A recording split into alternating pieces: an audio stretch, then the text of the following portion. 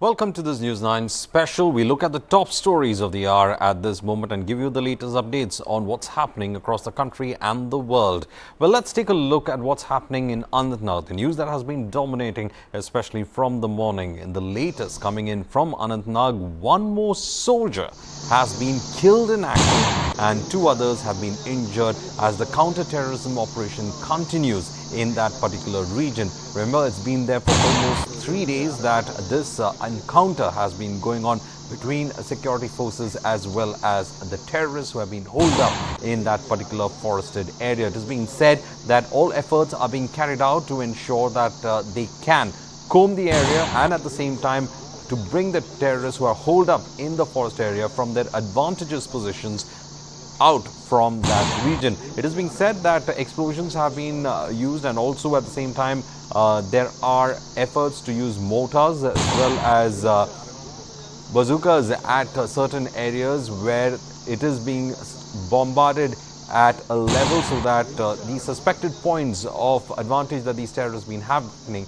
especially at heights which they have been used to in fact shooting the soldiers on the ground, well, it can become disadvantageous to them, and therefore heavy weapons are also being used at the same time to target the terrorists. This is the fourth casualty that has been reported from the Indian side as the security forces remain vigilant, and it is being said that all efforts are being carried out to weed out these terrorists who are holed up in the Garol forest area.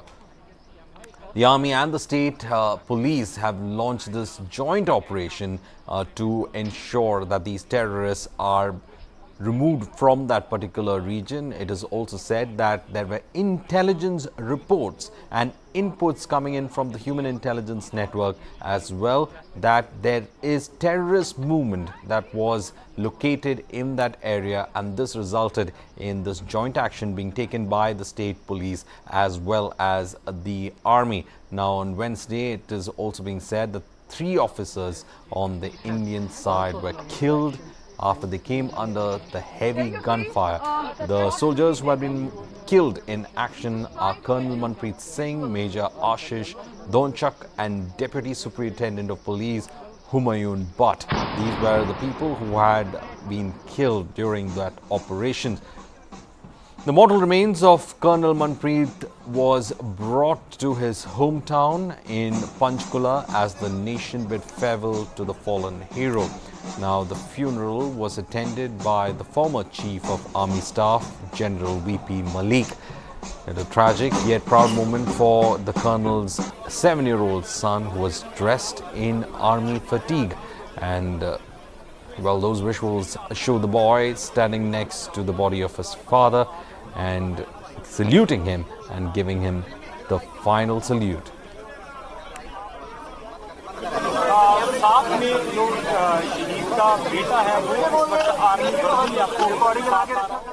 Earlier in the day, Major Ashish Dhonchak was also given a very emotional farewell. That was the salute by the Colonel's son, and here we have Ashish Dhonchak's family also giving an emotional farewell in his hometown of Panipat. Hundreds of people had gathered to capture the last glimpse of the army officer who had laid his life for the country on line of duty. Hundreds of people had gathered, and some of them shouted saying that the memory of the army officer will be kept eternal.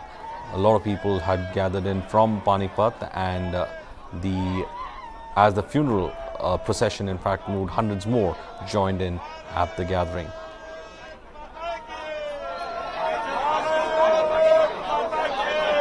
Bharat Mata Ki Jai slogans rent the air as the body of the slain soldier was being brought to his hometown, and hundreds of people did gather in to pay their respects to the soldiers who had fallen in.